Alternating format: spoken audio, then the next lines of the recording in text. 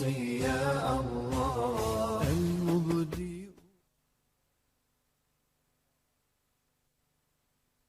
وآله وصحبه وسلم تسليما كثيرا.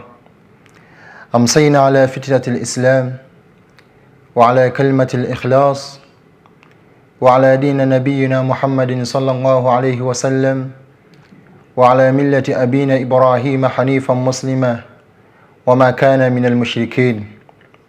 أما بعد، السلام عليكم ورحمة الله وبركاته. أسعد الله أوقاتكم بكل خير. tumwebaza washiba Allah subhanahu wa ta'ala olw'ebyengira ebiyitirivu byatugabire nabyo zahiratan wa batina, bitulabako n'amaaso gaffe, wal batina n'ebyekwese. ni'amullahi kathira, ebyengera bya Allah bingi gye tuli. Allah atuwadde ekyengera eky'obulamu, ekyo ky'olina kyennina. Tumusaba washiba Allah atuwe omugaso ogukirimu, tubeere nga twegasa nakyo. washiba Allah atuwadde ekyengera ekirala, ekyengera ekya siha. mu bulamu bwo omubiri gwo mulamu, omubiri gwange mulamu, alhamdulillah. mu byengera Allah byatuwa, Allah atuwadde ekyengera ekyamaka. olina ennyumba gy'osulamu newankubadde opangisa mpangise, naye Allah akuwadde ekyo kyengera, abasinga tebakiina. washiba Allah akuwadde ekyengera, kiyinza okuba kyakidduka, abalala tebakiina gw'okiina. Allah akuwadde ekyengera eky'ezzadde. Allah atugamba mu Qur'an, lillahi mulku samawati wal ardh. obufuzi bwa Allah, obufuzi bw'ensi eno n'enkomerero bwa washiba Allah subhanahu wa ta'ala. yakhluqu ma yasha, Allah atonda kyonna kyabeera ayagadde. yahabu liman yasha inatha. waliwo abantu abamu nga Allah abawadde ezzadde, naye nga ezzadde lyabawadde babuwala bokka. wayahabu liman yasha adhukur. waliwo Allah bawadde ekyengera nga kyazzadde nga abaana babulenzi bokka. waliwo Allah ate baawa au yuzawijukum dhikrana wa inatha. waliwo Allah batabikiramu n'abawa ab'obuwala n'abawa n'ab'obulenzi. naye waliwo omutendero ogwokuna, wayaj'alu man yasha aqima. waliwo Allah byafuula nga bo bagumba, tagenda kufunayo wadde mwana n'omu, naye gwe Allah amukuwadde. wallahi ni'amullahi kathira. ebyo bimu ku byengera Allah byatugabirira nabyo omuntu byalina okufaayo okubeera nga yeebaza Allah subhanahu wa ta'ala. gamba ekigambo alhamdulillah, nga weebaza Allah ku ebyo byonna byakuwadde. Katonda akuwadde omulimu gw'okolako. amazima amatuufu bangi, banno be wasoma nabo b'omanyi, banno bewawangadde nabo ku kyalo b'omanyi, naye ng'omulimu tebaguyina. Allah subhanahu wa ta'ala, Katonda akuwadde obufumbo. oli mu nyumba ya bbaawo, oli ne mukyalawo, omulala ali mu nyumba ya bbaawe. Allah akuwadde obufumbo. baana babuwala olwaleero abalungi n'okusinga, wallahi banoonya obufumbo tebabuyina. kale ebyengera Allah byatuwa bingi. omuntu alafuubana n'atunuulira ebyengera Allah byamuwa, yandibadde n'afaayo nayogera ekigambo kino. kigamba nti alhamdulillah, kigambo kalimatun likulli shakil. kibuna buli yenna yeebaza washiba Allah subhanahu wa ta'ala ku ebyo byabeera amugabiridde. baddu ba Allah ab'ebitiibwa, mu mbeera y'okwebaza Allah subhanahu wa ta'ala, Allah atuwadde ekyengera ekya idraku shahru ramadan, ekyokusangibwawo omwezi gwa Ramadan. Allahu akbar. wallahi Allah atwagala nnyo. Allah n'atusinkanyawo omwezi gwa Ramadan, alhamdulillah. kale wallahi essanyu lyempulira, saba washiba Allah subhanahu wa ta'ala atuwa obuwangazi, atuwe Ramadani nyingi, tubeere nga tusiŋŋaanawo ate era nga twegasa nazo. abavuddeyo mu tarawehe mbakulisaayo, abakyaliyo barakallahu fikum, saba washiba Allah abongere obulungi bwe mufuna ng'osadde tarawehe. naawe atannaba kusaala ng'ogenda kusaala budde bwa kiro sawa mwende eyo, sawa washiba Allah subhanahu wa ta'ala akusobozese biidhnillahi tabaraka wa ta'ala ofeeyo kyewegasa nakyo naddala mwezi guno gwa Ramadan. baganda nga ab'ebitiibwa, Allah subhanahu wa ta'ala atuwadde ekyengera eky'omwezi gwa Ramadan. Ramadan eno sallallahu alayhi wa sallam yali ajogerako Nabi Muhammadin sallallahu alayhi wa sallam yali ajogerako yalaga obulungi obugirimu. Allahu akbar. Olabona ekyokusangibwawo kyokka omwezi guno nakyo kyankizo. Turfa'u bihi darajat, washiba Allah subhanahu wa ta'ala akusitula nakyo mu madaala. Ramadan igwe nga woli nanga Abubakari nga wendi waneeno Allah kyatuwadde omukisa guno okusangibwawo omwezi gwa Ramadan kyabbeeyi Allah agenda kusitula nakyo mu madaala. Tunira hadithi eno ya sahaba yitibwa Talha bin Ubaidillah radiyallahu anhu. Kati tunasoma hadithi obudde buno akaseera kano tukakozesa biidhinillah tabaraka wa ta'ala ne tubaako obulungi bwe tukola nga tuyamba bannaffe olwaleero abamu abatalina kyakusiibulukirako nga tebalina ddaaku gwagenda kulya, abamu nga wallahi balina ebizibu biyitirivu ng'oba oliawo Allah weyateerawo programu eno ku Salaamu Charity nga gye tuyitiramu ne tubaako baganda baffe bangi be tuyambako nga tuyitira ddala ku nnamba eyo eri ku screen yo owa MTN ye nnamba eyo gy'otunuulira awo eri ku screen *165*3 *315865 ennamba ya MTN yeeyo. Ya Airtel nayo biidhinillahi tabaraka wa ta'ala bagenda kubeera nga bagikuleetera. Lidhan baganda nga bebitiibwa abatulaba idraku shahru Ramadan osangibwawo omwezi gwa Ramadan turfa'u bihi darajat washiba Allah akusitula nakyo mu madaala. Talha bin Ubaidillah radiyallahu anhu yatunyumiza hadithi eno. Talha y'omu ku basahaba washiba Allah subhanahu wa ta'ala beyawejjana nga bakyali ku nsi. Naye Talha bin Ubaidillah atunyumiza n'atugamba nti anna rajulain qadima ila rasulillahi sallallahu alayhi wa sallam, basajja babiri baba mu kifo ekiyitibwa Barri bagenda eri omubaka wa Allah sallallahu alayhi wa sallam Madina. Wa kana islamuhuma jamia, abaddu bano basiramuka omulundi gwe gumu. Omu ku babiri bano abasiramuka omu yali munyiikivu ku ddiini okusinga ku muganda we. Faghaza al-mujtahid, eyali omunyiikivu kyava agenda mu jihadi n'alwana mu kkubo lya Allah subhanahu wa ta'ala fastushhida n'afiirayo. Famakatha al-akhar ba'dahu sana, muganda wono gwe yasiramuka naye n'asigalawo ku nsi oluvannyuma lwa muganda we oli okufa ebbanga lya mwaka mulamba. Thumma maata, nga mumanye embeera omwana Adamu yenna buli wowangala otya daiman abada olina okutuusibwako okufa. Wallahi yatuukibwako okufa, naye oluvannyuma lw'okufa kwe Talha bin Ubaidillah abaddu bano bajja ne basiramukanga waali, naye ate ekyenkizo ne bamusooka okufa. Naye yali yeebase, washiba Allah subhanahu wa ta'ala n'abamuleetera babiri n'abeera nga abaloota. Fara'aytu fima ara almanami, nali neebase washiba Allah subhanahu wa ta'ala n'abandeetera nembeera nga mbaloota. Wa ana inda albab aljanna, nali nabo ku mulyango gw'ejjana nga tuli wabweru w'omulyango gw'ejjana. Fakharaja kharijun min aljanna, Allah subhanahu wa ta'ala kyava afulumya ekitonde mu jjana. Yali malayika ya Allah subhanahu wa ta'ala nefuluma nejja we tuli wabweru ku mulyango. Faadhina lilladhi tufiya al-akhar, kyebakkiriza ono omuddu yafa oluvannyuma ng'ovudde ku oli yali omunyiikivu kiddiini ate nga yafiira mu jihadi.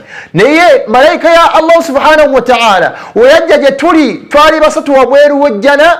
Faadhina lilladhi tufiya al-akhar, kyava kkiriza ono yafa oluvannyuma. Namugamba nti ya fulan oba Bakari Siddiq kanegerezeeko, Bakari Siddiq idkhul aljanna, yingira mu jjanna ya Allah. Oluvannyuma lw'ebbanga akaseera nga kawanvu n'akomawo malayika ya Allah subhanahu wa ta'ala nekomawo gye tuli. Faadhina, kyeva ekkiriza ono yafiira mu jihad.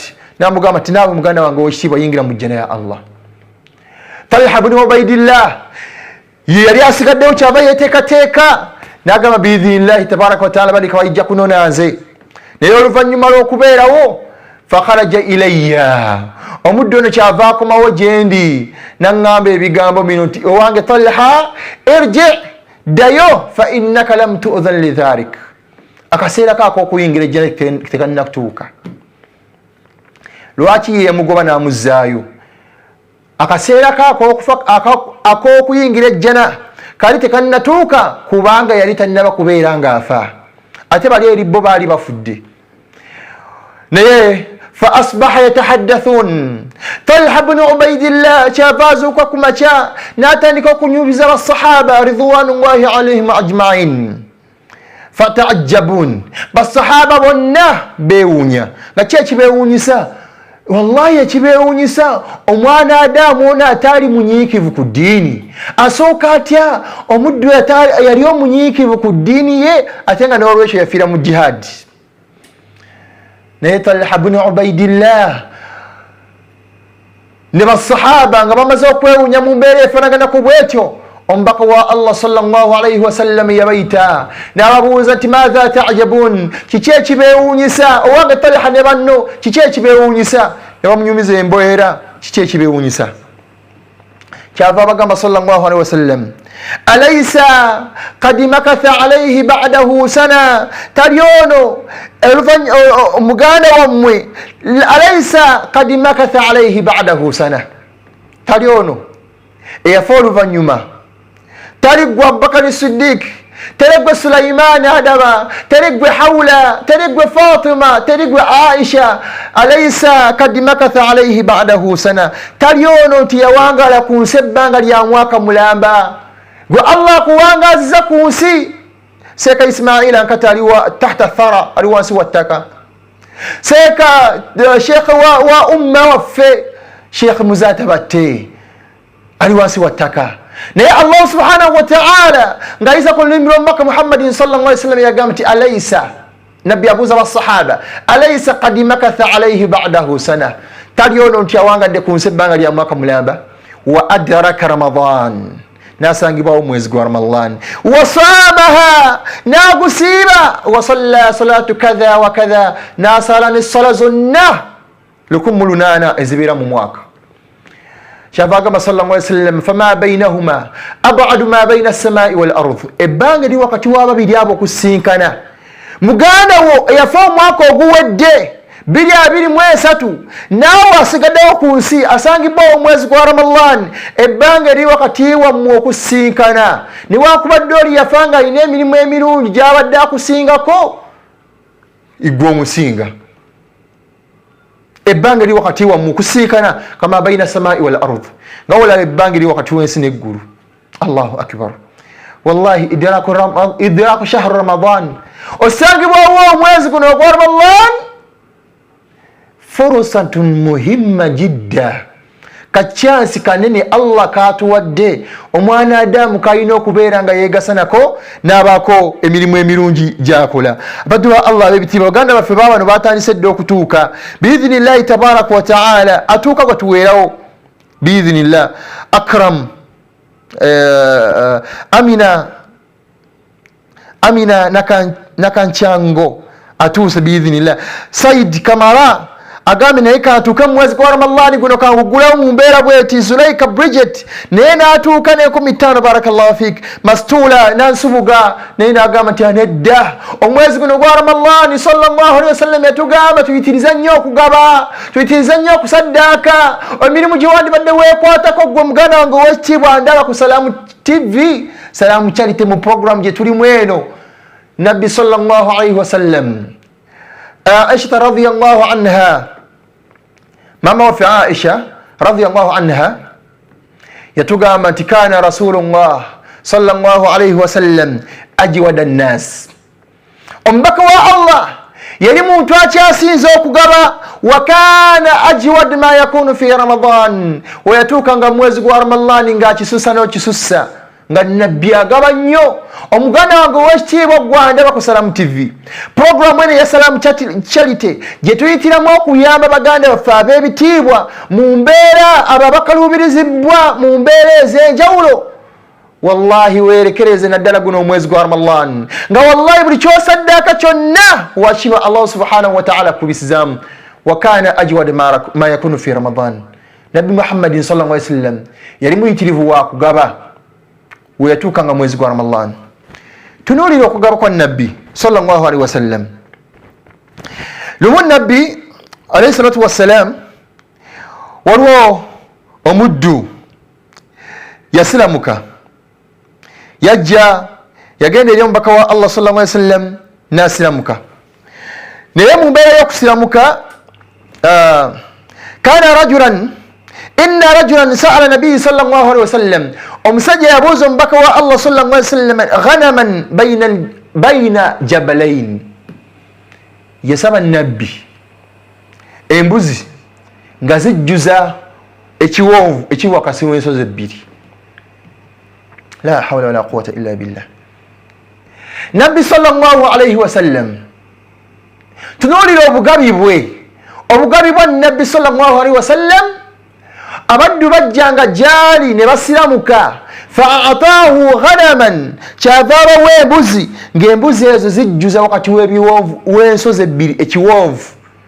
Duli lusozi nene lusozi, naye mu makkati awo wabeerawo ekiwonvu ekikko nga kijjuza wakati w'ekiwonvu ekyo. Omusajja ono yali mukulembeze eri abantu be. We yagenda eri e Madiina n'asiramuka, nabbi n'amuwa obugabi, n'amugabira embeera embuzi nga zijjuza ezo. Yaddayo eri abantu be n'abagamba nti ya qawmi, abange bantu bange, aslimu, musiramuke, fa inna Muhammad, mazima Muhammad ego muwulira, yu'ti ata, okugaba kwagaba, agaba ma yakhsha min faqr, tatya nti agenda kwavuwala. Allahu akbar. Lwaki tobeera mugabi omwezi guno gwa Ramadan? Lwaki obeera mukodo nnyo ng'ovaako kona ntuuyo? Waliwo omuddu yaakhi nga wallahi avaako kona ntuuyo nga ye tavaako kake omwezi guno gwa Ramadan ng'ojja ku nabi Muhammadin sallallahu alaihi wasallam. Beera muddu mugabi, itiriza okugaba, kubanga omubaka wa Allah sallallahu alaihi wasallam kana ajwada nnas wa kana ajwada ma yakunu fi Ramadan. Ate yatuukanga mwezi gwa Ramadan mwana wattu nga ayitiriza ng'agaba. Waliwo abaddu abeetaavu ab'enjawulo. Allah subhanahu wa ta'ala naddala guno omwezi gwa Ramadan aleeta abaddu nga beetaavu bayitirivu nnyo nga baddukira gye tuli. Salaamu Charity eno ayina abaddu bangi beerabirira, naye nga tukwata mu ssente zammwe ze muwaayo biidhinillah tabaraka wa ta'ala. Zoolaba ng'entono, zoolaba ng'entono 1000 olwo, 2 Huzaifa Ali zootaddeyo ezo, Yasini Mubiru 2 zootaddeyo ezo, ziraba ng'entono, naye guno omwezi gwa Ramadan wallahi wakiba Allah subhanahu wa ta'ala azikubisaamu. Hadithi ya Abi Hurairah radhiyallahu anhu, nalule farida naye atuuse n'enkumi z'ettaano. Barakallahu fik. Nabbi sallallahu alaihi wasallam yagamba, hadithi ya Abi Hurairah radhiyallahu anhu, idha kana awwalu laylatin min Ramadan, ekiro ekisooka mu mwezi gwa Ramadan nga we twakiyingira mu kiro ekyokutaano, manya olw'Essande. Idha kana awwalu laylatin min Ramadan, ekiro ekisooka wekiyingirawo mu mwezi gwa Ramadan, suffidat shayatin, wasiba Allah subhanahu wa ta'ala shaitani yagisiba ku njegere, ne bakasiba ne bakamyumyula omwana Adamu ogende wejjuse wekka. Omuntu atambulira ku hawa nafsi. Leero omwana Adamu akola ekyonoono ddala, wallahi n'akola ekyonoono nga kinene, ka shaitani bakasiba nekakuwaayiriza shaitani. Shaitani eri ku njegere. Suffidat shayatin, washiba Allah subhanahu wa ta'ala shaitani ajiggala agisiba. Wa maraddat aljinni, nama jinni agafananako mu ntambula efaananako bwekyo, washiba Allah subhanahu wa ta'ala nago n'agasiba. Wa ghulliqat abwab an-nar, wakitiba Allah emiryango gy'omuliro yakitiba Allah emisaavu gyonna. Omuliro gulina emiryango 7. Wakiba Allah subhanahu wa ta'ala yagiteekako kufuru n'enjegere n'azisiba. Falam yuftah minha albab, tewaliwo mulyango nagumu ku miryango gya muliro girekwanga gikyaguddwawo, wabula wakiba Allah subhanahu wa ta'ala alagira zimalaika ne babeeranga bagisiba.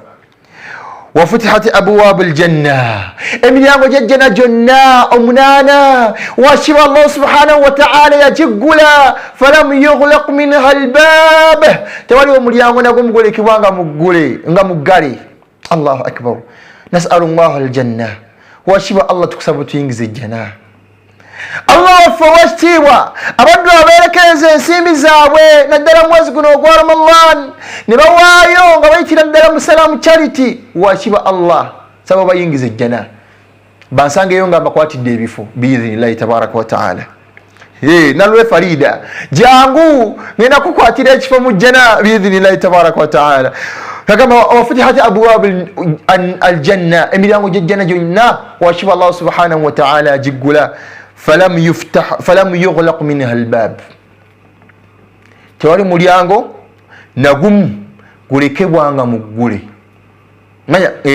nga mugali yagamba sallallahu alaihi wasallam وينادي منادي من السماء omukowozi nakowoola okuva mu ggulu n'agamba nti ya baghiya alkhairi owange gwe omukozi w'obulungi aqbil owange gwe omuyitirivu w'okusaddaaka ng'emabega zo saddaaka ya baghiya alkhairi owange gwe avudde emabega ng'ojja okola emirimu emirungi ojja osaddaaka oyamba abaddu abeetaavu olabirira bamulekwa oweerera abantu abatalina school fees abatalina mwasirizi ya baghiya alkhairi owange gwe omukozi w'obulungi aqbil toddirira kekano ka chance Allah kakuleetedde ka furusa ak'okubeera ng'oyitiriza okukola emirimu emirungi ya baghiya alkhairi owange gwe omukozi w'obulungi aqbil toddirira wa ya baghiya sharri gwe omukozi w'emirimu emirungi nga enamba ya MTN eri ku screen yo *165 *315 paka jekuma newa Airtel nawe Airtel biidhnillah sente ziyinza okubanga ez'okuyamba omwana Adamu nga ziri ku Airtel biidhnillah tabaraka wa taala teekayo oyamba abaddu washiba Allah subhanahu wa taala babeera akusobozesezza okusinzira ddala ng'oyise wano musalamu charity atuuka biidhnillah nga tumusoma nga tumuweerawo edduwa biidhnillah tabaraka wa taala ate Allah subhanahu wa taala kano ka season ketuli mwaka omwezi gwa Ramadan mausim keka season istijabu da'awat washiba Allah mwaye nokulira okusaba kwa abaddu tulina ebizibu yaakhi kekano ka season Allah gyatuleetera ejja buli mwaka ejjamu omulundi ogu tekomawo mwezi gwa Ramadan wallahi gujja omulundi gumu tegukomawo mu mwezi mu mwaka omulamba kekano olunaku lw'eggulo lwagenze terugenda kukomawo era eggulo bwoba tewasaddaase nga lugenze mu dduwa Allah wekitiibwa n'ekiro ky'olwaleero kikuttako nga tusaddaakiddemu kabeera kaweddemu yaakhi kabeera kaweddemu ya baghiya alkhair owange gwe omukozi w'emirimu emirungi aqbil toddirira soma Qur'ani salatu tarawih gisaale biidhnillah Allah nga wakusobozesezza ya baghiya alkhairi owange gwe omukozi w'emirimu emirungi aqbil genda maaso n'emirimu emirungi obadde okola wa ya baghiya sharri ate abadde akola ebikyamu aqsil kendeeza season washiba Allah gyatuleetera mausimu alkhayrat season ya buli kirungi mausimu taat season y'okugondera Allah subhanahu wa ta'ala mausimu itqum min annar season washiba Allah subhanahu wa ta'ala wanyulula abantu muliro mausimu kulla khairin season ya buli kirungi kyonna biidhnillahi tabaraka wa ta'ala MTN ntujja bajjukiza ennamba eyo eri ku ssimu biidhnillahi tabaraka wa ta'ala enamba eri ku screen yo biidhnillahi tabaraka wa ta'ala oyitiramu nobaako obusobozi bwoteekako netubaako baganda baffe ab'ebitiibwa betuyamba ekyennaku nga wetugenda mu maaso biidhnillah sheekhe waffe Sheikh Mafu Babu washiba Allah subhanahu wa ta'ala yamujjuluddeko muganda we era tugenda kubeera nga tumuziika enkya biidhnillahi tabaraka wa ta'ala sawa 10 Bugerere. Seeka waffe Sheikh Mafu Shafiq Mafu Babu washiba Allah subhanahu wa ta'ala yamujjuliddeko muganda we ayitibwa Sulaiman Babu washiba Allah subhanahu wa ta'ala amusonyiwe ebyamusobyeko. Olaba muganda wange wekitiibwa Katori yenna kuziririza azisibye asaddakiddemu akoleddemu emirimu ebirungi kama balu anta omanyi otyo obaza Bakari naziikibwa nkya nga mbadde ndi mukubika muganda wange. La ilaha illa Allah. Lwaki tewerekereza owa Airtel? Aba Airtel sinaba balaba Airtel biidhinillah star 185 star 9 star 342 hash biidhinillah tabaraka wa ta'ala. Sheikh waffe tujja muzika enkya biidhinillah eyo. Seeka waffe Mafu asobodde okubeera mugomukubirako kasimu ddala akaseera kano ali mu mbeera eyo gy'omanyi omwana Adamu abeera afiiriddwa gy'abeeramu. Kale biidhinillahi tabaraka wa ta'ala tugende mu maaso insha Allah. Omubaka wa Allah sallallahu alayhi wa sallam yagamba nti ya baghiya alkhayri, owange gwe omukozi w'emirimu emirungi, aqbil, genda mu maaso n'emirimu emirungi ky'obadde okola. Ono Ramadan wallahi toddirira. Duli obadde osaddaaka 2 olwaleero saddaaka 1,000.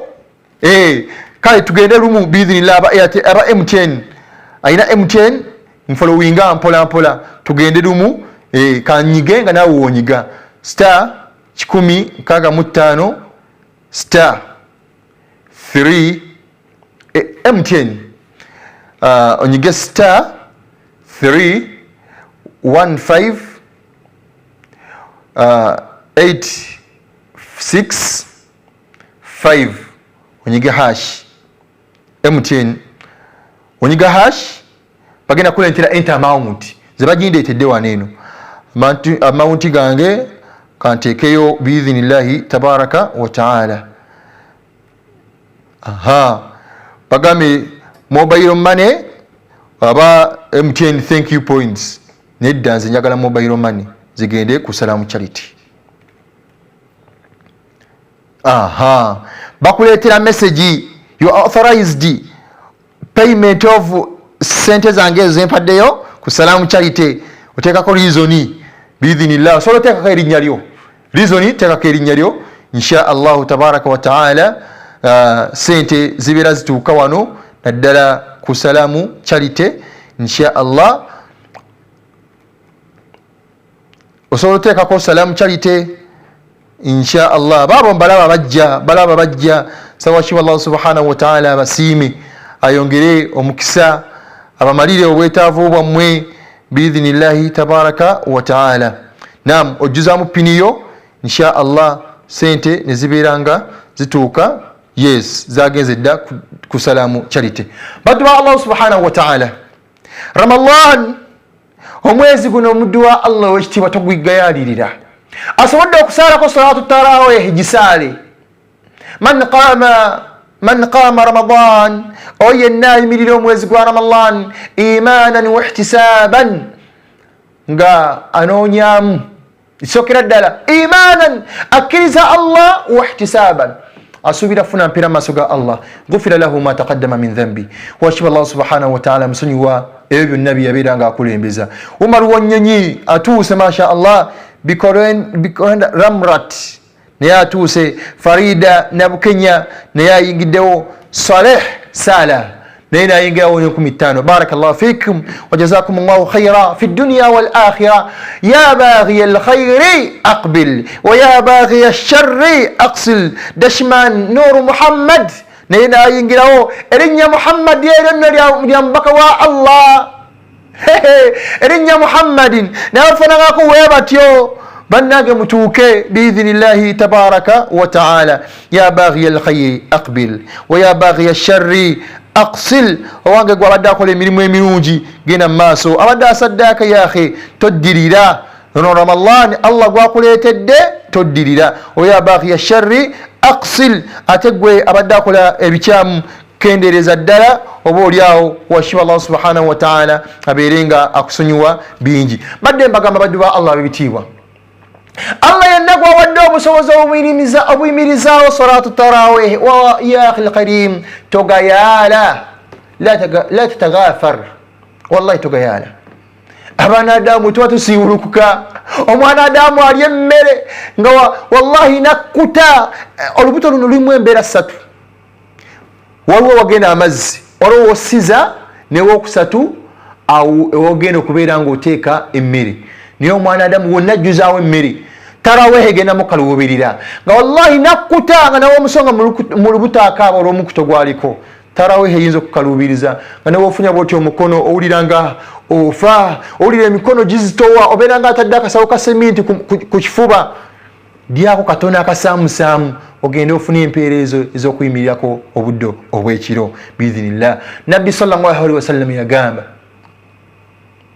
man qaama ramadan, oyo yenna ayimirira omwezi gwa Ramadan, ndi mu bbala g'emirimu omwana Adamu gye wandibadde wattanira, naddala akaseera kano ak'omwezi gwa Ramadan, wakiwa Allah subhanahu wa ta'ala agende okukufulumyamu. Baganda baffe baabo Allah atandise obbatwala, yabadde yakasiibako ennaku bbiri, Allah subhanahu wa ta'ala amujjuludde. Tomanyi, la tadiri ya akhi, la tadiri, tomanyi nange simanyi oba wakiwa Allah anaatuteeka mu baddu abo abagenda obimalako omwezi guno. Naye wandibadde weegasa n'ennaku zino entono Allah zaakuwaddeko, wallahi weegase nazo. Yitiriza mu zo obulongoofu, yitiriza mu zo ikhlaasan lillah, yitiriza mu zo okubeera nga okola kuwa Allah subhanahu wa ta'ala. Ennaku zino entono zino yitiriza mu zo okukoleramu emirimu emirungi, okuyambiramu abaddu abeetaavu, okusiibulula abaddu. Sallallahu alaihi wasallam yagamba nti man fattara saa'ima, oyo yenna asiibulula omusiibi. Obadde okimanyi nti osobola okufuna empeera ez'okusiiba Ramadani 2? Obadde okimanyi nti osobola okufuna empeera, Allah subhanahu wa ta'ala n'akuwa empeera ez'okusiiba Ramadani 2? Wuli hadithi eno, Nabbi sallallahu alaihi wasallam yagamba, man fattara saa'ima, man fattara saa'ima, oyo yenna asiibulula omusiibi. Sawashiba Allah subhanahu wa ta'ala teke atuwa obusobozi tubeere mu baddu bano, ofusiibe Ramadani 2 naye nga mu mbeera y'omuntu omulala. Yagamba sallallahu alaihi wasallam nti man fattara saa'ima, oyo yenna asiibulula omusiibi, kaana lahu mithlu ajrihi ghayra annahu la yanqasu min ajri saa'imi shay'a. Wallahi Allah kuwa empeera ez'enkanaakanako n'oyo gw'osiibuludde nga wakiwa Allah subhanahu wa ta'ala kumwe babiri, talina gwakendeezezzaako. Allah akuwensi empeera zo gwasiibye, thaniyan n'akuwa n'empeera z'omuddu gw'osiibuludde. Omanyi otya ku bantu bameka abagenda osiibulukira ku mutwalo gwo guno gw'osindise? Bantu bameka washiba Allah subhanahu wa ta'ala bayinza okugonza ne basiibulukira ku bbirizo ezo? Sara Nannyondo, washiba Allah subhanahu wa ta'ala nsaba akusiime. Bantu bameka Allah basobola okubeera nga ayisiza ku nsimbi zo z'owaddeyo ng'oyitira naddala wano mu Salamu Charity. Programu zimuziraba, abaddu abawangalira mu byalo ewala nga ya akhi anoonya ekyokulya nga wallahi takiraba. Allah subhanahu wa ta'ala yenna gwawadde obusobozi, ab'ebitiibwa batulaba wano ku Salamu Charity, ku Salamu TV, oyo yenna Allah gwawadde obusobozi nga Allah akusitudde mu famire yo,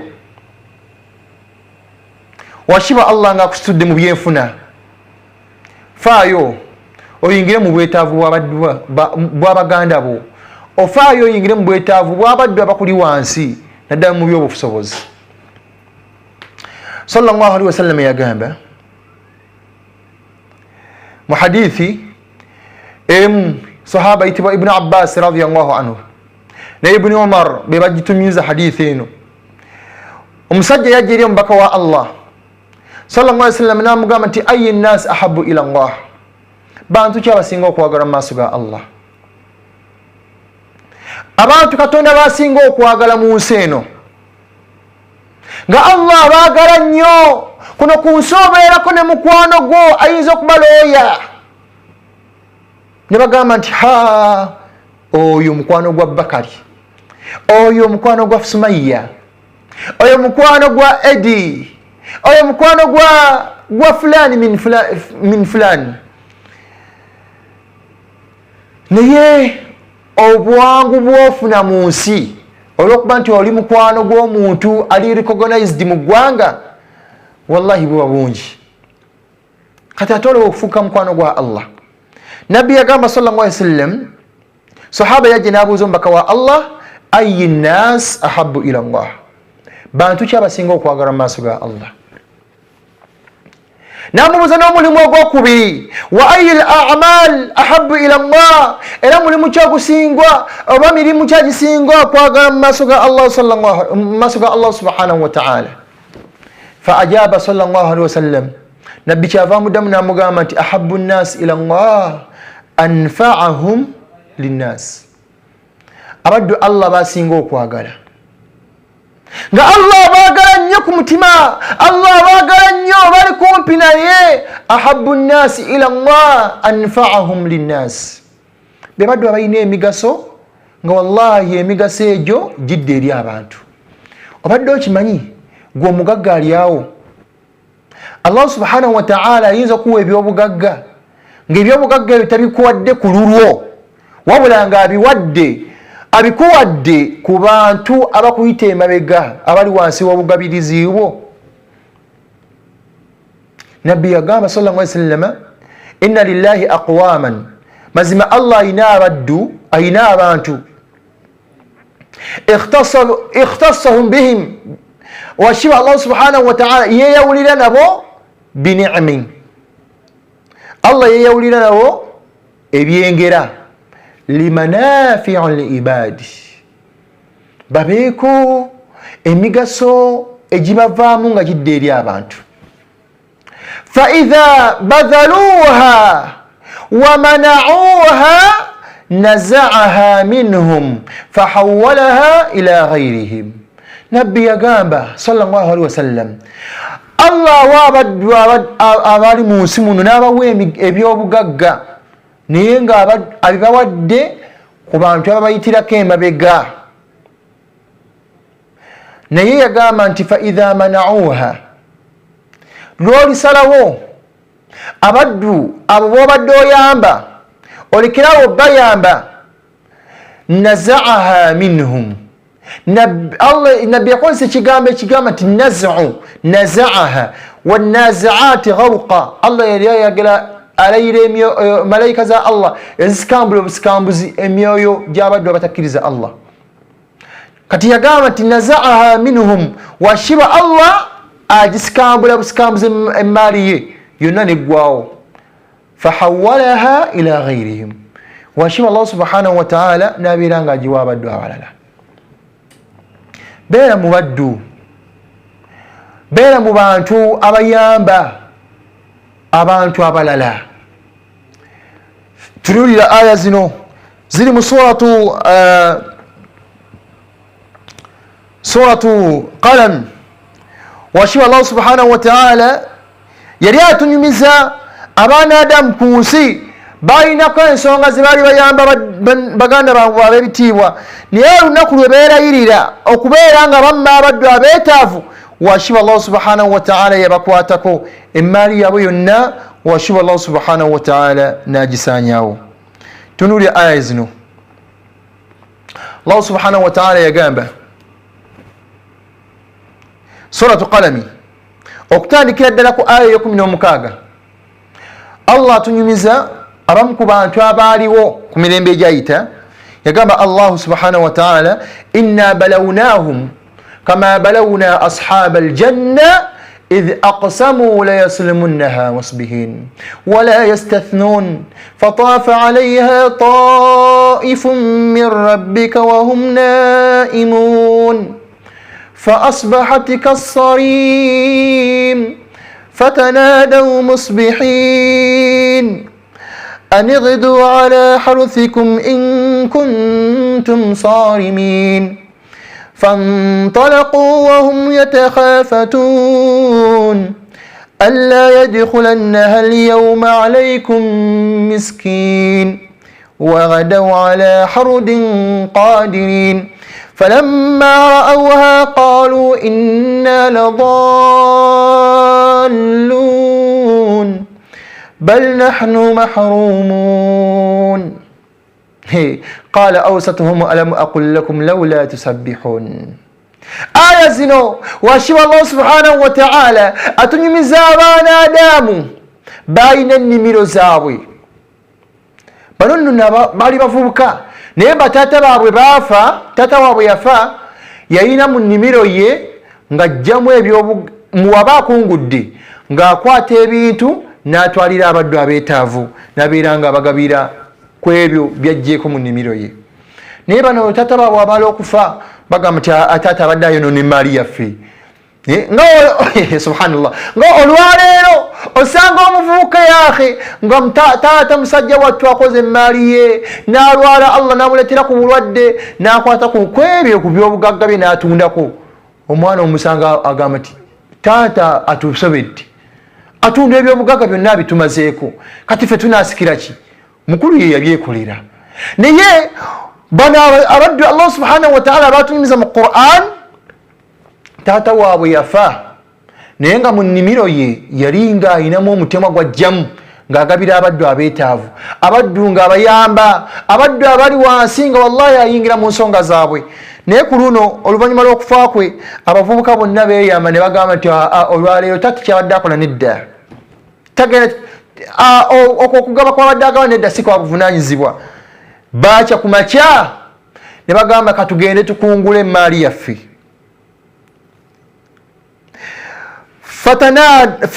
Fataafa alaiha taifun min rabbika wahum naimun. Abaddu bano batambula obudde obw'ekiro ne bagenda ne basoobereza. Fa asbahat kassarin. Baakya ku makya maturuturawo ku makya bagenda beekoonako zuuka nga bwe baali beeteesezza, ne bagenda ku nnimiro zaabwe ne batandika okungula emmaali. Naye ng'ekiri mu mitima gyabwe, alla yadkhulannaha alyawma alaykum miskin. Olwaleero omuddu omwetaavu talina mulyango gwagenda kuyitamu kujja kufuna ku mmaali yaffe. Wallahi beerayirira ne bagamba nti leero omuntu omwetaavu yamanyi amanye n'ennaku ye tebagenda kufuna ku byabugagga, tagenda kufuna ku nnimiro yaffe gye tubeera tukungudde. Naye washiba Allah subhanahu wa ta'ala, Allah alina kye yaleeta ekiro n'akibikka ennimiro yaabwe. Falamma ra'awha, batuuka ku nnimiro ne batuukako ne bagiraba. Falamma ra'awha, we baagituukako ne bagiraba, qaalu inna ladallun, bagamba nti amazima tubuze. Omu ku yali asinga okumanya eddiini kyava bagamba nti nedda, la bal nahnu mahrumun, tetubuze, yena ennimiro yaffe yennyini, naye bal nahnu mahrumun. Washiwa Allah subhanahu wa ta'ala atumye. Obadde okimanyi nti Allah gwawadde obusobozi obuyingira mu nsonga z'abaddu abeetaavu n'otaziyingiramu, washiba Allah subhanahu wa ta'ala asobola okutwalako by'olina. Oluusi tulaba abaddu nga yali mugagga n'ayavuwala n'atuukira ddala ku zero, naye ng'ekimutuusizaawo ku zero, Allah we yamuwa ku nsimbi yeematirira ku bantu. Abaddu bamutuukire ne bamugamba nti yaahe tuyambeko, tunuulira Qaaruuna ngeri gye yali yeematiramu n'ensimbi ze, naye yaahe yafundikira ali luddawa. Okuyingira mu bwetaavu bw'abaddu ab'ebitiibwa, naddala guno omwezi gwa Ramadan, mwezi gwa nkizo nnyo. Omusiraamu yenna n'atali musiraamu gwalina okubeera ng'alongosizaamu omwezi guno. Wallahi abaana Adamu, olwaleero osobola okwekanga omwana Adamu n'ogamba bulijjo naawe oli musiraamu. Gwe mwezi buli muntu w'omulabira ddala ng'ali mu mbeera ya buvunaanyizibwa. omwezi ogw'omwana Adamu okubeera nga mukakkamu, omuddu ne wabeera mukambwe atya n'omutuukirira n'omukuba eŋŋuumi oba n'omusuna n'omukyokooza nga yasiibye agamba nti fulani nasiibye nvaako. Olwaleero obudde obw'emisana ne ddala 7 awo 8 10 8 awo 9 omusiraamu n'omugamba ekigambo ekisisa kitya tayinza seka amwenya bumwenya ambagamba nti somwe muyiseemu. Omwezi omwana Adamu wallahi buli muntu wabeera nga mukakkamu. Abaddu ababeera mu betting nga basiraamu bakendeeza betting, abaddu ababeera ku TikTok okwo bakendeeza TikTok n'ebifaanaganako weebityo. Guno mwezi gwa bulungi washiba Allah subhanahu wa ta'ala gwe yatuleetera okubeera nga tuyitiriza mu gwo buli kalungi konna komanyi okubeera nga okayitiramu n'obeera nga okakola. Kale baddu ba Allah ab'ebitiibwa, yamba banno abaddu abeetaavu ng'oyitira mu kitongole kya Salaamu Charity biidhinillah tabaraka wa ta'ala. Nga sikyabala baddu ba Allah ab'ebitiibwa, mukyali mutarawehe, abaddu mudduse mutarawehe, mujje biidhinillahi tabaraka wa ta'ala. Ita ku namba eri ku screen Airtel *185 onyige 9 then merchant code oba merchant ID obeere ng'ogijjuzaamu biidhinillahi tabaraka wa ta'ala. Hussein masha Allah tabarakallah, Hussein Massa naye atuuse ne siringise 2. Olaba 2 bino omuddu wallahi olaba akutte ku 2 nga ku sente zonna z'alina. Hussein n'agamba nti nedda kanneerekereza 2 bino. Wallahi omanya nti muddu wa buvunanyizibwa yeerekereza akasente ke kangi. Saba washiwa Allah subhanahu wa ta'ala akubisizeemu n'abaddu abalala bano. Sulaina naye atuuse n'5000. Barakallahu fik. Kyali siima nansiiba naye atuuse masha Allah. Erinnya bwe mba ndiwabizaamu mukama wange onsonyiwa sikwagala kwange.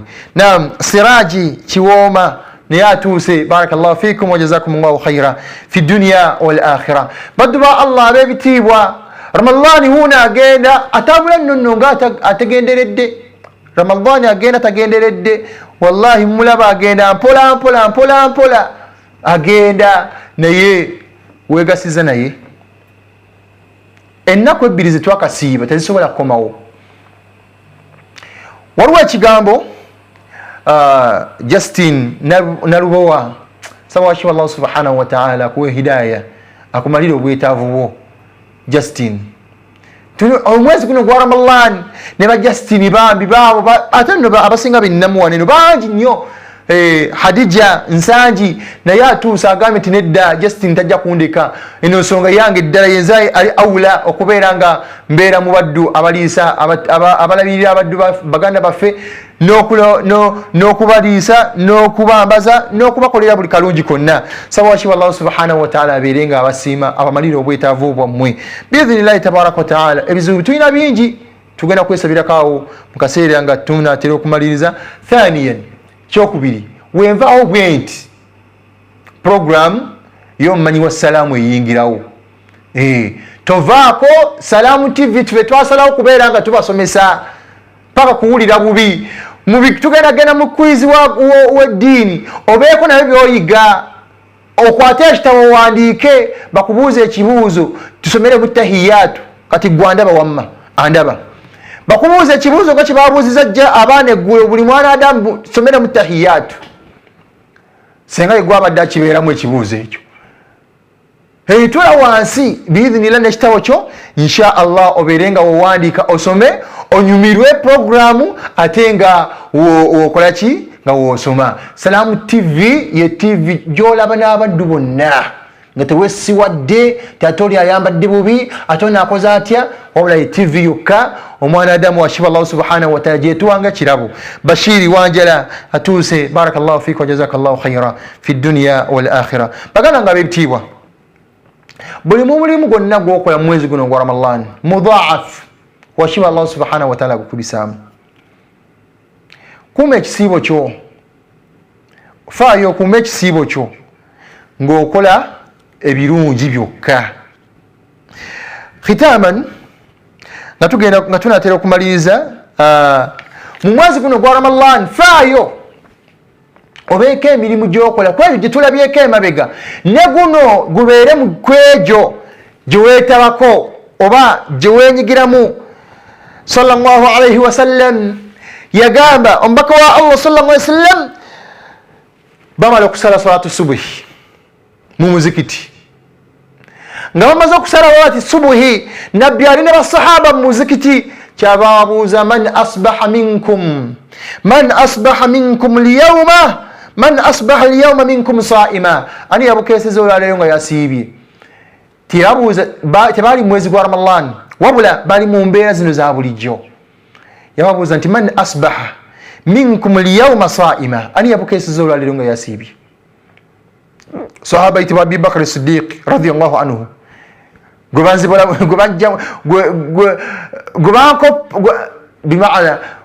gwebanzibulamu erinnya kyava wanika omukono agamba nti ana ya Rasulallah nze omubaka wa Allah. Nabuuza nabbi ekigambo ekyokubiri faman tabaa minkum alyawma janazatan ani olwaleero eyawerekedde ku jeneza. Budde bwakuma kyajjukira nabbi wabuliza ebibuuzo bino bisatu ebibuuzo bina ani yekeseza nga yasiibye gwoli mu kisiibo olwaleero biidhinillahi tabaraka wa taala. Faayo gino emirimu eno gikuŋŋaanye mu lunaku lwo oba mu mwezi guno ogwa Ramadan faayo gikuŋŋaanye ogenda kubeera osiibye.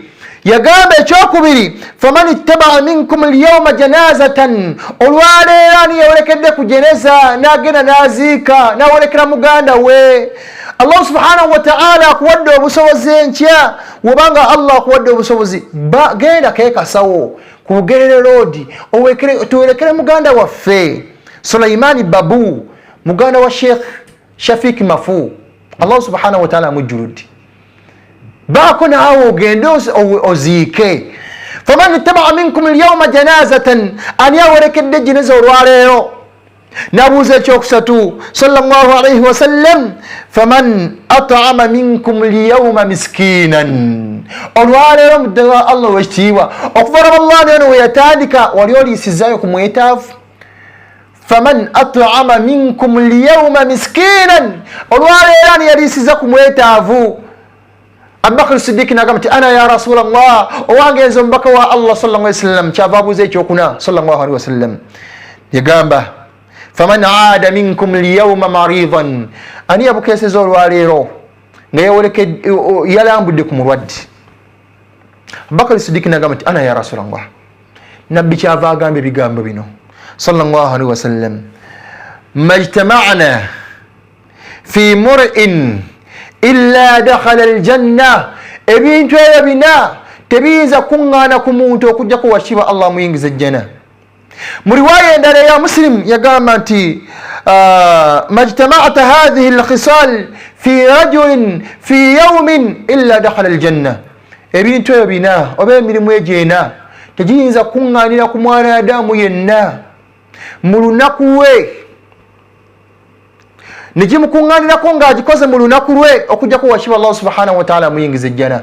Faayo mu mirimu gy'okola enkya biidhinillah ogenda kubeera osiibye.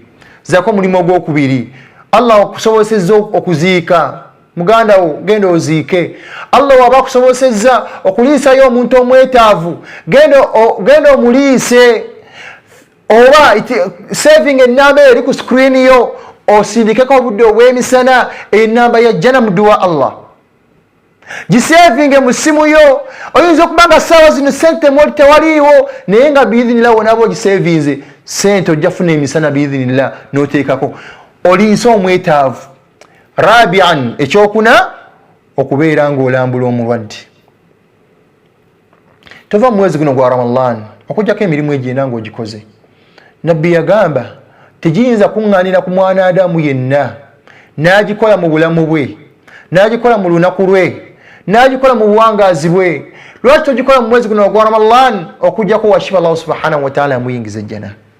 Ate nga kyekituruubirirwa kyaffe tusaba Allah subhanahu wa ta'ala atuyingize ejjana. Umar Wanyonyi ayingiddewo akomyewo ne Ramlat naye nakomawo barakallahu fik, ne Bashiri Wanjala, Raisha Nakayimbwe atuuse ne 325 barakallahu fik, Zahara Husna nayingirawo ne sirinse 10 sawa washiba Allah subhanahu wa ta'ala akusimi mwenna baddu ba Allah abebitiibwa sawa Allah abakubisizeemu mu nsibi zino zemuwaddeyo. Muhammad Kigundu yono gwe mmanyi. Muhammad Kigundu ayina erinnya erifanaganako n'eryange. Muhammad Kigundu ayinza okubanga ya Muhammad Kigundu Talha ayingiddewo naye n'obusobozi bwe. Raisha masha Allah tabarakallah akomyewo ajiza sirinsi 10 olwaleero. Umaru Kalangala ayingiddewo ne 12 masha Allah. Salama Naki Salma naye nayingirawo سواشي الله سبحانه وتعالى أبيرينغا أباماليرو بيتافو أمي. ربنا آتنا في الدنيا حسنة وفي الآخرة حسنة وقنا عذاب النار. اللهم علمنا بما ينفعنا وانفعنا بما علمتنا وزدنا علما. اللهم ارزقنا الإخلاص في القول والعمل. اللهم ارزقنا الإخلاص في القول والعمل. اللهم ارزقنا الإخلاص في القول والعمل برحمتك يا أرحم الراحمين. واشفى الله سبحانه وتعالى أبدو بانو بيرك رزين سين بزابو أبالي تي في ne basaddaka washiba Allah bagala okuyingira mu nsonga z'abaddu abeetaavu. Baganda baffe abali eyo abafa enjala bagadde okubeera nga bayingira mu nsonga zaabwe babayenga baliisa washiba Allah subhanahu wa ta'ala nga baliisizza bannaabwe nga balabiridde bannaabwe saba washiba Allah subhanahu wa ta'ala naawe baliise ogobe enjala mu maka gaabwe. Abaddu abaweddeyo abeerekereza nsaba Allah ogobe enjala mu maka gaabwe washiba Allah subhanahu wa ta'ala. Waliwo abaddu abalala nga tebalina busobozi nga kwe bali ku TV balaba saba washiba Allah subhanahu wa ta'ala bawe obagabirire obugabirizo obulungi. Washiba Allah subhanahu wa ta'ala tukusaba tuwe halalan tayyiba.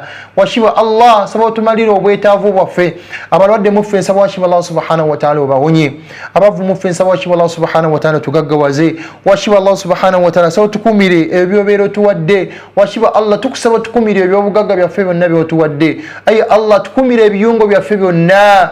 Washiba Allah tukusaba tukumire ebiyungo byaffe byonna. Tukumire ezzadde lyaffe ya Allah subhanahu wa ta'ala. Baana bawala abali kuno nga banoonya obufumbo washiba Allah subhanahu wa ta'ala saba obufumbo obulungi. Abaami ababuvunaanyizibwa, abaami abalina obusaasizi, abaami abajja okubeera nga babalabirira washiba Allah subhanahu wa ta'ala, n'abaami abanoonya abakyala abakuwasa saba washiba Allah subhanahu wa ta'ala obeere nga batebeesa abakyala abatuufu, abakyala abalongoofu washiba Allah subhanahu wa ta'ala. Tukusaba Allah tuyingize ejjanayo tutaasa omuliro gwo. Ayi Allah okwerekereza kuno kutwerekereza abaddu ne beerekereza ebiri ku ssimu washiba Allah subhanahu wa ta'ala basaba jjanayo saba Allah subhanahu wa ta'ala tuwe jjanayo tukingiriza omuliro gwo. Inna ajsaduna ala nnari la taqwa maskini yaffe teyinza kugumiikiriza muliro gwo yashiba Allah subhanahu wa ta'ala saba Allah tuyingize jjana otutaasa omuliro gwo. Waliwo bano abazze nga tumaliriza eddua Ruqiya Kyambadde nagamba nti nedda seekanze teneerabira nteeka mu ddua washiba Allah subhanahu wa ta'ala. Ruqiya Kyambadde naye saba obeere ng'oyingira mu nsonga ze obeere ng'omumalira obwetaavu bwe. Allah waffe tulina ebizibu bingi ze kennyini asoma eddua n'abaddu abali ku TV abaminisa tulina ebizibu biyitirivu saba washiba Allah subhanahu wa ta'ala obeere ng'obitumalira otugaggawaze mu bugagga bwo obeere ng'otuwa ikhlas tubeere nga tukola ku lulwo. Washiba Allah saba tuwe okubeere nga tukola ku lulwo. Wa sallallahu ala sayyidina Muhammad wa alihi wa sahbihi wa sallim. Akasemberayo ddala wenviirako bwe nti biidhinillah omumanyi wa salam yayingirawo tovaako. Salamu TV eriwo kubeera nga mwezi kuno gwa Ramadan ebasaavinga irimu ku irimu paka kuwulira bubi biidhnillahi tabaraka wa ta'ala. Subhanaka Allahumma wa bihamdik nashhadu an la ilaha illa anta nastaghfiruka wa natubu ilaik. Wassalamu alaikum wa rahmatullahi wa barakatuh. Sigandize muganda wa Mukigundu Abubakar Siddiq. Assalamu alaikum wa rahmatullahi wa barakatuh. يا الله